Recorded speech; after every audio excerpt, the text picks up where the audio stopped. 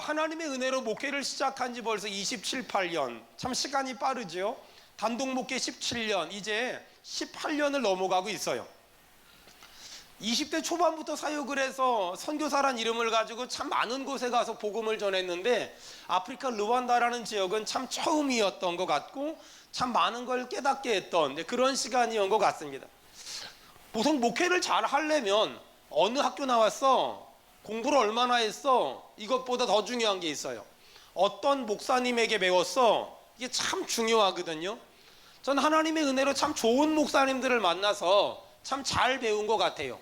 여자 혼자 힘으로 전 세계를 다니며 복음을 전한 윤영진 목사님, 그리고 지금 저 선한 목자교회가 이전에는 믿음의 집이란 교회였거든요.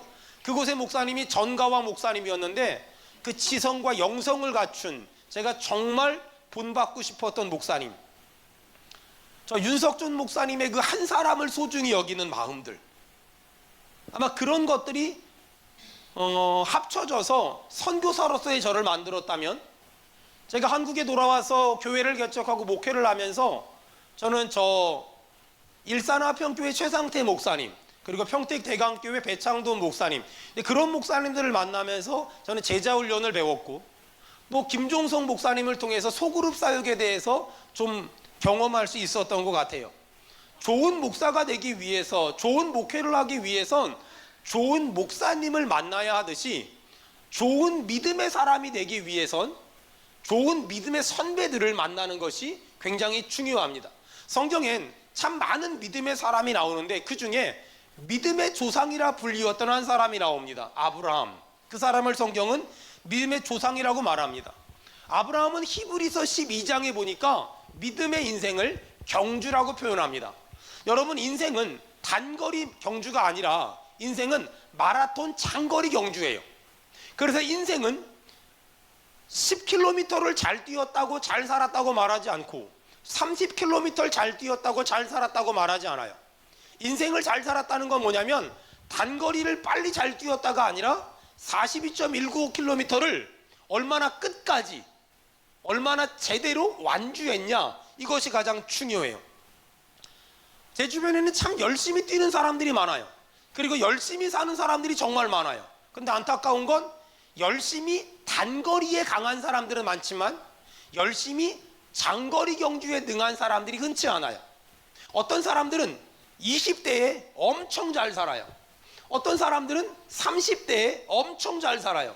근데 안타까운 건 어떤 사람들은 50대에 무너지고, 어떤 사람은 60대에 무너지고, 어떤 사람은 70대에 무너지는 사람들이 너무나 많아요. 인생은 20km를 잘 뛰었다고 잘 사는 게 아니에요. 40km를 잘 뛰었다고 잘 사는 게 아니에요. 끝까지 잘 뛰어야 그 사람을 잘 뛰었다라고 말해요. 그러므로 성경이 말하는 인내심이란 뭘까? 하나님의 사랑을 의심치 않고 하나님의 때가 있다는 걸 믿는다는 걸 인내심이 있다고 말해요. 여러분 기억하세요. 하나님의 사랑을 의심하지 말고 하나님의 때가 있음을 믿기를 바랍니다. 인내할 수 있다면 절대 고상함을 잃지 않을 수 있습니다. 인내할 수 있다면 절대 혈기 부리지 않을 수 있습니다. 이 세상엔 힘으로 할 수 있는 일보다 인내심으로 할 수 있는 일이 훨씬 많습니다. 이 세상엔 돈으로 할 수 있는 일보다, 힘으로 할 수 있는 일보다, 지식으로 할 수 있는 일보다 인내심으로 할 수 있는 일이 훨씬 많습니다.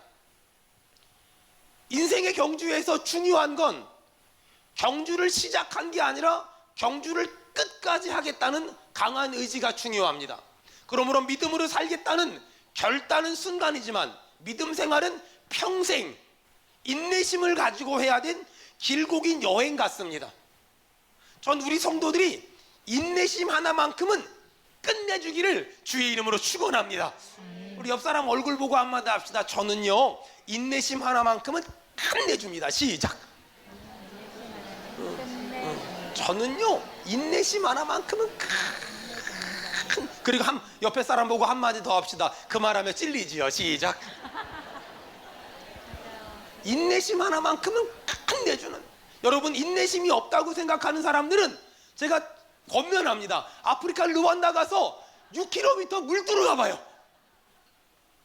6km 물 들어가 보면 무슨 말인지 압니다. 물도 많이 떠오는 것도 아니라 엔진 오일통에 요딴만큼 떠와가지고 그런 걸 해봐야. 여러분, 믿음의 인생이란 인내심을 가지고 하는 장거리 여행이에요. 그러니까 지금 당장 잘 살았다, 지금 당장 못 살았다, 지금 하는 일이 잘 된다, 지금 하는 일이 안 된다, 너무 여기에 연연하지 말고 여러분 끝까지 승리하기를 주의 이름으로 축원합니다. 록펠러란 사람에 대한 후대들의 평가는 굉장히 극단적입니다. 하지만 그 록펠러의 인생의 후반부, 그리고 그 사람의 신앙생활 가운데는 몇 가지 배워야 할 중요한 아름다운 유산들이 있습니다. 첫째, 하나님을 친아버지로 섬겼고 목사님을 눈에 보이는 하나님처럼 섬겼다. 두 번째, 이 세상에 어떤 사람도 원수를 만들지 않았다. 세 번째, 예배 시간에 항상 앞에 앉았다. 네 번째, 오른쪽 주머니는 항상 11조를 드렸다. 다섯 번째, 주일 예배는 반드시 본교회에서 드렸다. 여섯 번째, 아침에 목표를 세우고 기도했다. 일곱 번째, 남을 도울 수 있을 때 힘껏 도왔다. 전 우리 교회 성도들 중에서 물질의 복을 받아서 저 아프리카 땅에 한 1억 정도 드리면 초등학교 하나 짓더라고요. 옆 사람 보고 1억 있냐고 물어봐요. 그런 사람들이 있었으면 좋겠어요. 아홉 번째, 아침엔 하나님 말씀을 꼭 읽었다. 또 열 번째, 잠들기 전에 하루를 반성하고 기도했다. 보통 신앙생활을 처음 시작하는 사람들은 요한복음 3장 16절을 좋아해요. 하나님이 세상을 이처럼 사랑하사 독생자를 주셨으니 이는 저를 믿는 자마다 멸망치 않고 영생을 얻게 하려 하심이니라. 하나님을 처음 믿는 사람들은 이 요한복음 3장 16절을 참 좋아하거든요. 그런데 좀 믿음 생활을 하면 할수록 갈라디아서 2장 20절이 마음에 많이 와닿아요. 내가 그리스도와 함께 십자가에 못 박혀 죽었나니, 내가 그리스도와 함께 십자가에 못 박혀 죽었나니. 왜 믿음 생활을 하면 할수록 갈라디아서 2장 20절이 더 마음에 와닿냐면, 신앙생활은 노력으로 하는 게 아니라 죽음으로 하는 거거든요. 신앙생활은 노력으로 하는 게 아니라 죽음으로 하는 거예요. 내가 그리스도와 함께 십자가에 못 박혀 죽었나니. 여러분, 우리가 예수님을 믿는 그 순간에 우리의 옛사람은 죽은 줄로 믿습니다. 신앙생활은 노력으로 하는 게 아니라 죽음으로 하는 것이기 때문에 신앙생활을 하면 할수록 갈라디아서 2장 20절이 더 마음에 와닿는 것 같아요. 여러분, 아브라함의 인생은 크게 세 단계로 나눌 수 있어요. 아브라함이 태어난 갈대아 우루, 그리고 한 번 이사간 하란, 그리고 마지막으로 간 가나안. 아브라함의 인생은 갈대아 우루에서 하란으로 이사 갔고 그 다음에 가나안으로까지 갔어요. 이 세 가지의 지명은 아브라함의 영적 생활, 아브라함의 신앙생활을 말하는데, 갈대아 우루는 아브라함이 태어났고 가족들과 함께 살았던 곳이에요. 그곳에서 아브라함은 처음으로 하나님을 만났어요. 그래서 갈대아 우루에서의 아브라함은 예수님을 처음 믿은 상태. 거기서 하란으로 이사를 갔어요. 그 하란은 마치 어떤 거와 똑같냐면, 앞으로 가면 가나안이고 뒤로 후퇴하면 갈대아 우루예요. 앞으로 가면 하나님의 뜻대로 사는 것이고 뒤로 가면 세상이에요. 내가 세상으로 되돌아갈 것인가? 아니면 더 하나님의 뜻대로 살 것인가? 내가 더 믿음으로 살 것인가? 아니면 내가 세상으로 돌아갈 것인가? 내가 더 영적으로 살 것인가? 아니면 내가 다시 육적으로 살 것인가? 그런 것들을 결단하고 그런 걸 다짐해야 되는, 우리식으로 말하면 양다리를 걸친 거예요. 하나님 쪽에 한 다리, 세상에 한 다리. 이름에 살아가는 사람을 하란에서의 아브라함이라고 말해요. 그리고 그 하란을 거쳐서 아브라함은 드디어 가나안에 갔어요. 하란에서의 아브라함을 고린도전서 3장 1절에 뭐라 그러냐면, 자, 고린도전서 3장 1절 다 같이 읽겠습니다. 시작. 형제들아, 내가 신령한 자들을 대함과 같이 너에게 말할 수 없어서 육신에 속한 자 곧 그리스도 안에서 어린아이들을 대함과 같이 하노라. 자, 거기 보니까 하란에서의 아브라함을 고린도전서 3장 1절엔 육신에 속한 자, 또 그리스도 안에서 어린아이라고 말합니다. 그런 아브라함이 이제 하란을 거쳐서 가나안으로 가게 됩니다. 가나안에서의 아브라함은 뭐냐면 하나님의 음성에 온전히 순종하는 거예요. 하란에서의 아브라함은 하나님의 음성이 들려요. 내 생각과 맞으면 순종하고 내 생각과 맞지 않으면 순종하지 않아요. 내 경험과 맞으면 순종하고 내 경험과 맞지 않으면 순종하지 않아요. 하란에서의 아브라함은 완전한 순종, 온전한 순종이 아니라 자기 생각에 맞는 것만 순종했어요. 가나안에서 아브라함은 하나님의 음성 앞에 온전히 순종하는 거예요. 여러분, 영적인 어린아이의 일을 벗어버리고 하란에서의 모습을 벗어버리고 가나안에서의 아브라함, 영적으로 성숙하기를 주의 이름으로 축원합니다. 영적인 어른이 되기를 주의 이름으로 축원합니다. 자, 아브라함의 인생은 세 단계로 나눌 수 있어요. 갈대아 우르에서 예수님을 처음 믿었어요. 하란에서 육적인 그리스도인이었어요. 가나안에서 영적인 그리스도인이었어요. 자, 우리한테 적용해 봅시다. 나는 지금 어떤 영적 상태에 있을까? 이제 막 예수님을 믿은 갈대아 우르일까? 아니면 예수님을 믿지만 여전히 혈기와 경험과 자신의 기준과 자신의 고집이 강한 하란인가? 아니면 하나님의 음성이 들리면 그것이 어떤 말씀이든지 순종하는 가나안이 있을까? 자, 오늘 저는 우리 성도들 가운데 아마 90%는 하란에 있을 거예요.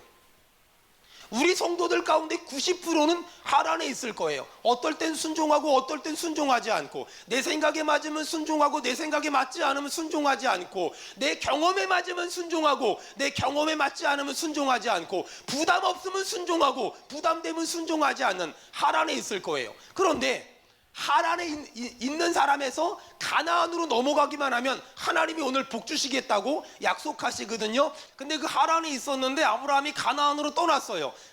아브라함이 하란을 벗어나 가나안으로 갔지요. 육적인 그리스도인에서 영적인 그리스도인으로 믿음이 자라잖아요. 그랬더니 하나님이 어떤 복을 주세요? 마침내 하나님이 마침내의 복을 주시겠다고 오늘 약속하시는 거예요. 여러분, 축복합니다. 마침내의 은혜가 우리 모든 성도들에게 있기를 주의 이름으로 축원합니다.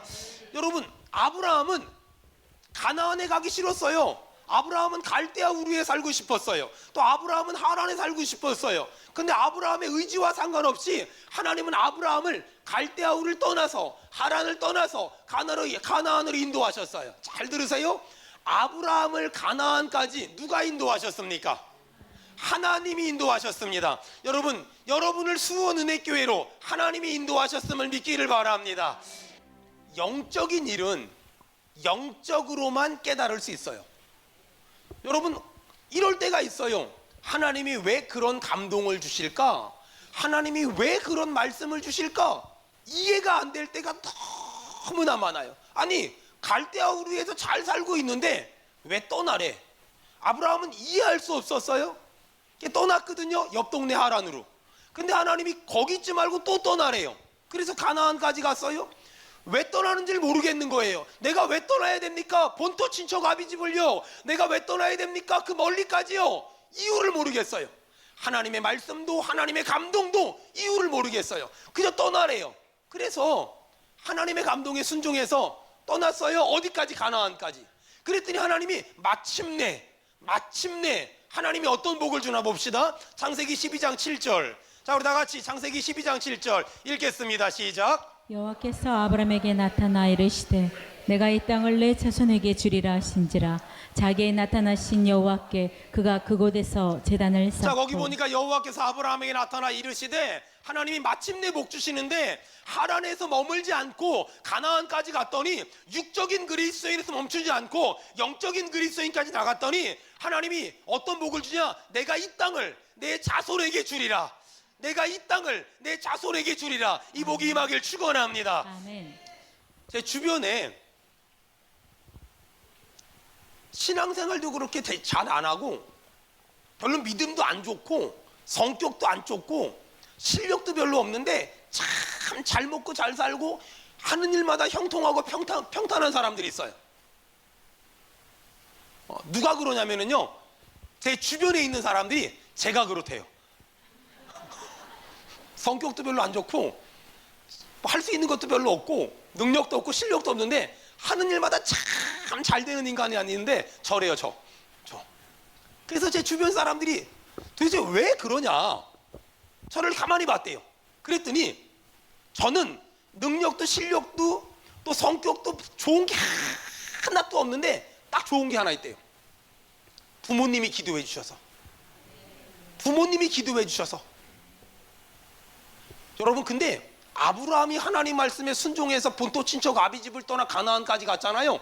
그 복을 이삭이 다 받아가지고요 거부가 되거든요. 여러분 축복합니다. 여러분의 믿음의 섬김이 여러분의 자녀에게 큰 복이 되기를 주의 이름으로 축원합니다. 여러분, 이게 영적인 원칙이에요. 영적인 이게 원칙이라니까는요. 그래서요, 예수 믿기 전에 모르는데요, 예수 믿은 다음에 깨닫는 건요, 예수 믿은 다음에 깨닫는 건 먼저 내 부모가 예수를 믿고 내 할아버지 할머니가 예수 믿고 내 믿음의 조상들이 예수 믿잖아요. 신기한 건 내가 별로 대단하지도 않고 내가 별로 탁월하지도 않은데 그 복이 전부 나에게 열매로 만들어지고요, 내가 믿음으로 살잖아요. 그 복이 내 자녀들에게 유업이 될 줄 믿습니다.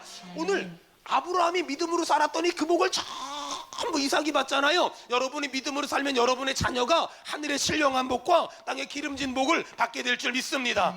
저는 아브라함을 통해서 깨달은 아주 중요한 신앙이 하나 있어요. 그게 뭐냐면, 아브라함은 창세기 12장 7절, 창세기 12장 7절 다 같이 읽겠습니다. 시작.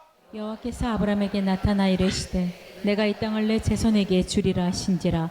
자기에게 나타나신 여호와께 그가 그곳에서 제단을 쌓고. 자, 아브라함이 하란을 거쳐 가나안에 왔잖아요. 가나안에 와서 첫 번째 한 게 뭐냐면, 그가 그곳에서 제단을 쌓고. 여러분, 아브라함이 가나안에 와서 제일 먼저 한 게 예배잖아요. 가장 먼저 한 게 예배거든요. 여러분, 믿음의 사람들이 집을 이사하잖아요. 그럼 신방 예배, 이사 예배 드리죠. 집을 사잖아요. 그럼 예배 드리죠. 여러분, 사업을 시작하잖아요. 예배 드리죠. 여러분, 왜 그러냐면, 모든 믿음의 사람에겐 그 어떤 것보다 예배가 우선이고, 그 무엇보다 예배가 가장 중요하고, 하나님은 예배하면 예비하시며, 예배하면 예배를 통하여 복 주시는 줄로 믿습니다. 이 아브라함은 가나안에 도착하자마자 예배를 했잖아요. 예배했다는 건 어떤 거냐면, 하나님이 내 삶의 주인이라는 걸 인정하는 것이며, 하나님이 여기까지 인도했다는 걸 인정하는 거예요. 여러분, 예배하면 하나님이 복 주실 줄로 믿습니다. 원래 아브라함은 갈대아 우르에 살았거든요. 아브라함의 집은 뭐 하는 집이었냐면, 우상을 만들어 파는 사람이었어요. 만약에 아브라함이 갈대아 우르에 계속 살았다면 아브라함은 절대 하나님을 믿을 수 없는 사람이에요. 근데 하나님이 아브라함을 갈대아 우루, 우상을 숭배하던 갈대아 우루에서 끄집어내잖아요. 여러분, 우리 가운데 어떤 사람은 하나님이 고난, 고통, 질병, 장애, 아픔, 눈물을 주지 않았다면 절대 예수 안 믿었을 사람들이 여기 지금 90%예요. 옆 사람 얼굴 좀 봐봐요. 그때 힘든 일 없었으면 지금 여기 앉아 있겠냐고 물어봐요. 시작. 그때 그렇게 힘든 일 없었으면 여기. 여러분, 가끔 가다가요, 사람들이 그래요. 수원은혜교회 성도들은 정말 착하지 않냐고. 네가 목회해봐, 착한가. 절대 그렇지 않아요. 절대. 원체 목사가 세니까 지금 드러나질 못하는 거지. 여러분, 참 신기한 게요, 그 고통이 없었다면 내가 예배할까? 그 고난이 없었다면 내가 예배할까? 그 장애라는 연약함이 없었다면 내가 예배를 나와? 그 눈물이 없었다면 내가 예배를 나와? 하나님은, 우리도 예전에 갈대아 우르에 있었어요. 우리도 예전에는 세상에서 찌들어 살았어요. 근데 하나님이 우리를 그 아픔으로, 그 눈물로, 그 한숨으로 우리를 거기서 막 끄집어내셔서 오늘 그 우상에서 벗어나서 오늘 예배하는 사람으로 만들어주신 줄 믿습니다. 여러분, 그래서 하나님은 우리가 평탄할 때, 형통할 때, 또 안정된 인생을 살 때도 계속 야, 거기서 나와, 거기서 나와, 거기서 나와 불렀어요. 문제가 뭔 줄 알아요? 내가 평탄하고 형통할 때는 그 소리가 없었던 게 아니라 안 들었어요. 그런데 내 인생에 고난이 왔어요. 질병이 왔어요. 내 마음대로 안 됐어요. 어떤 문제가 터졌어요. 어떤 아픔이 터졌어요. 그때 하나님은, 우리가 하나님의 음성을 듣기 시작했어요. 야, 갈대아 우르에서 나오래. 하란에서 나오래. 그래서 그 우상을 숭배하던 자리에서 나왔고, 그 세상에 찌들어 있던 삶에서 나온 거예요. 여러분, 돼지는요, 평생 땅만 쳐다보고 살아요. 근데 이 돼지가 인생을 살면서 몇 번 하늘을 볼 때가 와요. 여러분, 돼지가 언제 하늘을 보는 줄 알아요? 지똥에 미끄러져 가지고 자빠졌을 때. 여러분, 우리가 어떻게 여기 지금 나온 줄 아세요? 자빠져서, 의도 터져서, 저마저 가지고 우리도 아브라함처럼 갈대아 우르에 있었다면, 우리도 인생이 내가 원하는 대로, 내가 생각한 대로, 내가 계획한 대로 다 됐다면, 그럼 우리도 오늘 예배의 자리에 있는 것이 아니라 우리도 딴 데 있을 거예요. 그런데 하나님이 그 아픔을 통하여, 그 눈물을 통하여, 그 장애를 통하여, 그 연약함을 통하여, 그 부도를 통하여 하나님은 우리를 불러내신 거예요. 하란으로 불러내시고 가나안으로 불러내시는 거예요. 그리고 하나님이 뭐 하시려고 그래요? 예배자 만드시려고. 여러분, 하나님은 예배하는 자를 기뻐하시며 하나님은 예배하는 자에게 회복의 은혜와 능력을 주실 줄로 믿습니다. 아멘. 하나님은 우리에게 예배하라고 우리를 거기서 불러낸 거예요. 하나님이 왜 이스라엘 사람들을 애굽에서 불러냈을까? 하나님은 왜 아브라함을 갈대아 우르에서 불러냈을까? 너 거기 있으면 우상이라 숭배할 거야. 너 거기 있으면 세상이 찌들어 살 거야. 나와. 왜 불러냈을까요? 예배하라고. 예배하라고. 예배하라고. 여러분, 그러므로 진짜 예배가 뭘까? 첫 번째, 창세기 12장 8절. 창세기 12장 8절. 다 같이 읽겠습니다. 시작. 거기에 베델 동쪽 산으로 옮겨 장막을 치니 서쪽은 베델이요 동쪽은 아이라. 그가 그곳에서 여호와께 제단을 쌓고 여호와의 이름을 부르더니. 참된 예배란 뭘까? 첫 번째, 여호와의 이름을 부르는 것. 여러분, 수원은혜교회가 사람의 이름이 드러나는 교회가 아니라 하나님의 이름이 드러나는 교회가 되기를 주의 이름으로 축원합니다. 여러분, 아브라함은 갈대아 우르에 살았잖아요. 이 갈대아 우르는 어떤 곳이냐면요, 바벨탑을 쌓았던 곳이에요. 여러분, 사람들이 바벨탑을 쌓으면서 뭐라 그랬어요? 우리가 모여서 자기 이름을 내자, 내 이름을 내자, 내 이름을 올리자. 이게 바벨탑이에요. 바벨탑은 사람의 이름이 드러나는 곳이에요. 바벨탑은 자기 이름이 높아지는 곳이에요. 그런데 하나님은 갈대아 우르에서 나와라. 왜? 갈대아 우르는 내 자기 이름을 높이는 곳이야. 가나안은 하나님의 이름을 높이는 곳이야. 여러분, 수원은혜교회가 내 이름이 높아지는 것이 아니라 세상과 나는 간 곳 없고 주님만 높아지는 교회 되기를 주의 이름으로 축원합니다. 아멘. 주의 이름으로 축원합니다. 아멘. 자, 두 번째, 참된 예배란 첫 번째, 하나님의 이름을 높이는 것. 자, 두 번째, 창세기 13장 8절 18절. 창세기 13장 18절. 자, 우리 다 같이 읽겠습니다. 창세기 13장 18절 시작. 이에 아브라함이 장막을 옮겨 헤브론에 있는 마므레 상수리 숲으로 이르러 거주하며 거기서 여호와를 위하여 제단을 쌓았더라. 거기서 여호와를 위하여. 자, 두 번째, 참된 예배란, 잘 들으세요, 예배를 통해서 하나님에게 뭔가를 얻어내는 것이 아니라 내가 가지고 있는 걸 하나님께 드리는 게 예배예요. 다시요, 예배란 하나님에게서 뭔가를 얻어내는 것이 아니라 내가 하나님께 드리는 걸 예배라고 말해요. 기도를 드리고 찬양을 드리고 예배를 드리고 헌금을 드리고.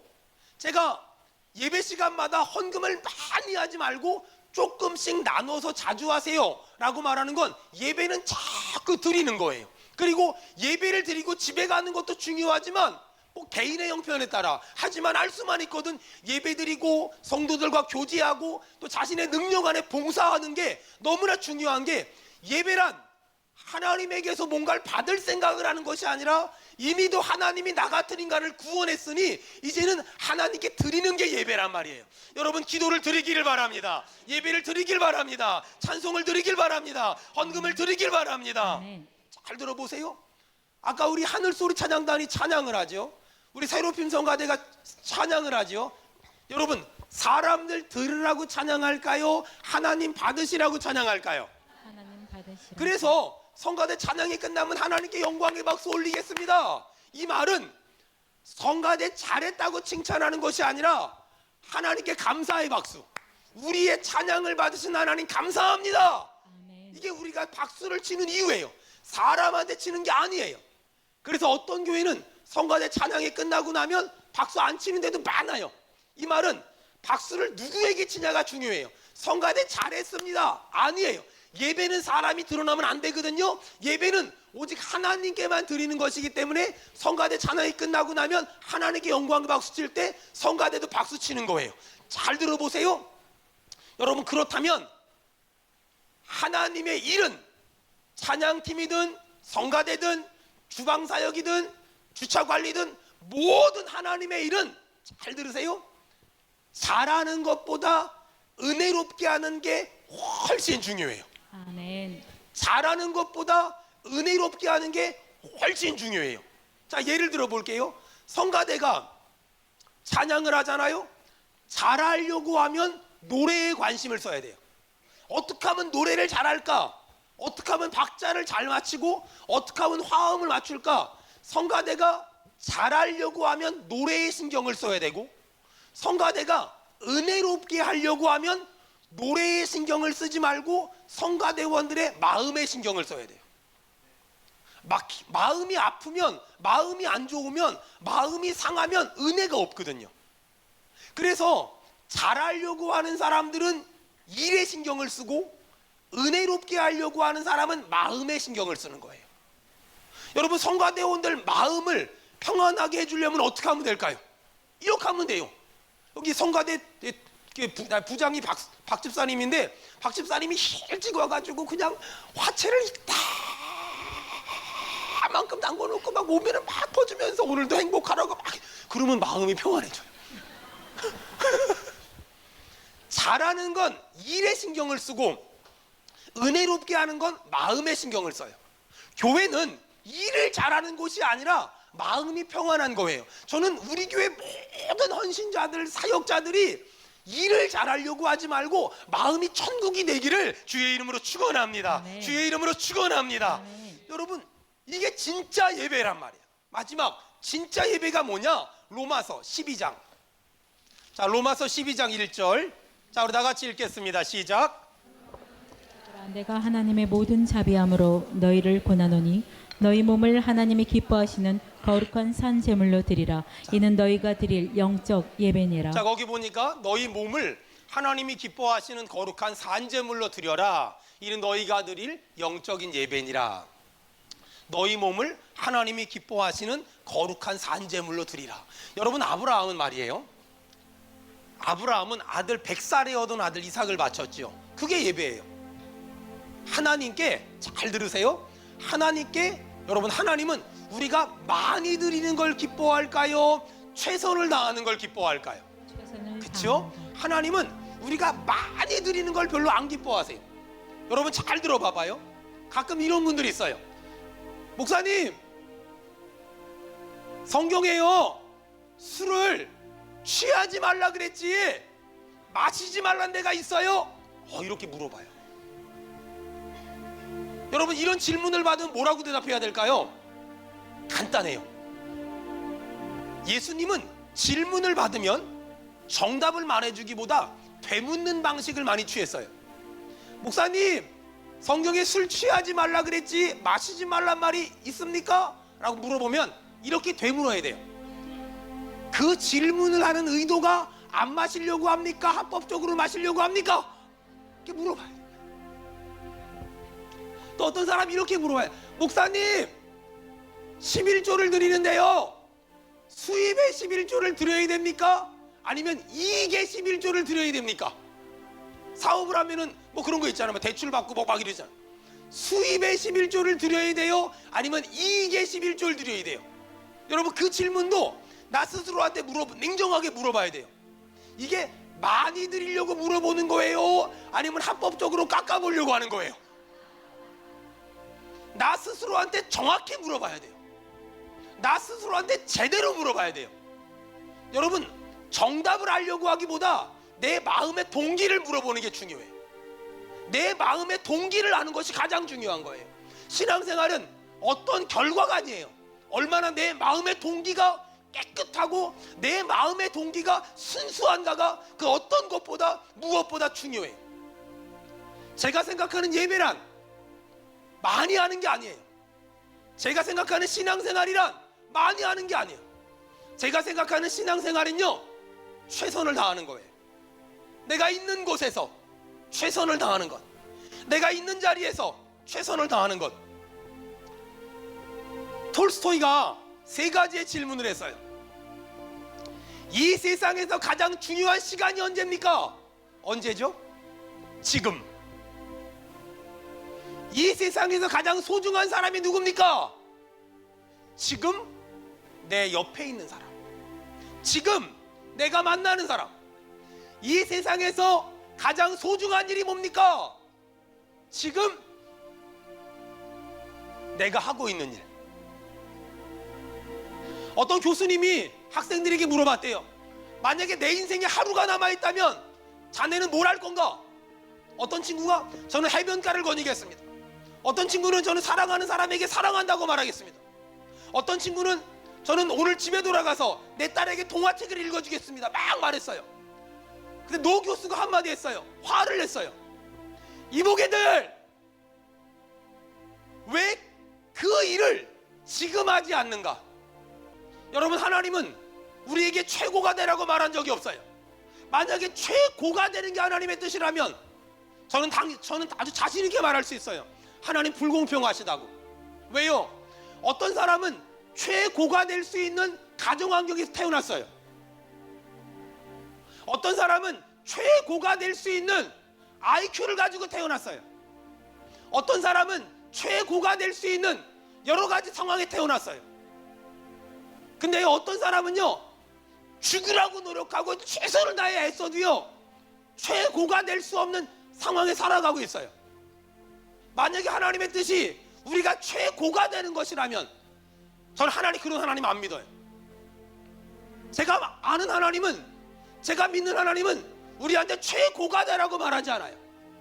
네가 너의 가정 형편이 그렇지, 내 실수가 아니야. 내가 너를 그곳으로 집어넣었어. 그곳에서 최선을 다해. 너의 남편의 모습이 그렇지, 너의 아내의 모습이 그렇지, 네 자식의 모습이 그렇지, 너 아이가 장애가 있지, 너 질병이 있지, 너 체력이 안 좋지, 너 가난하지. 어떤 친구들은 돈 벌어가지고 적금 든다는데 어떤 청년들은 돈 벌어가지고 내 아버지 어머니 약값 치르다 보면 늘 마이너스 인 친구들도 있어요. 만약에 최고가 되는 것이 하나님의 뜻이라면 전 그런 하나님 안 믿어요. 하지만 하나님은 지금 우리한테 뭐라 그러는 줄 아세요? 너 있는 그 자리에서, 주어진 상황 그 자리에서 최선을 다하라고. 있는 그 자리에서, 주어진 상황 그 자리에서 거기서 예배하라고. 거기서 최선을 다하라고. 지금 여러분의 환경은 어떻습니까? 지금 여러분의 상황은 어떻습니까? 목사님, 저 어떻게든 헤어나오려고 발버둥을 치는데도 불구하고 늪 같아요. 더 빠지고 더 빠지고 더 빠지고 더 빠져요. 어떻게든 또 결단하고 또 힘을 내려고 하지만 내 아이는 여전히 장애를 가지고 있고 여전히 아프게 하고 여전히 힘들게 해요. 목사님, 내 남편은요, 마음이 너무너무 굳어져서 아무리 말을 해도 벽창호 같아요. 목사님, 내 가정은 이래요. 내 사업장은 이래요. 내 현실이 이래요. 맞아요. 지금도 수많은 사람이 그렇게 살아가고 있어요. 희망이 보이질 않아요. 앞이 보이질 않아요. 여러분 잘 들어보세요. 여러분의 환경이 그렇더라도, 여러분의 상황이 그렇더라도 하나님 오늘 우리한테 뭐라 그래요? 내가 부르신 곳이 그곳이다. 내가 너를 그곳에 보냈다. 내가 너를 그 가정에 보냈다. 내가 너를 그 현실에 보냈다. 내가 너를 그 환경에 보냈다. 그곳에서 예배해라. 그곳에서 최선을 다해라. 그곳에서 하나님을 찬양해라. 여러분 오늘 결단하기를 축원합니다.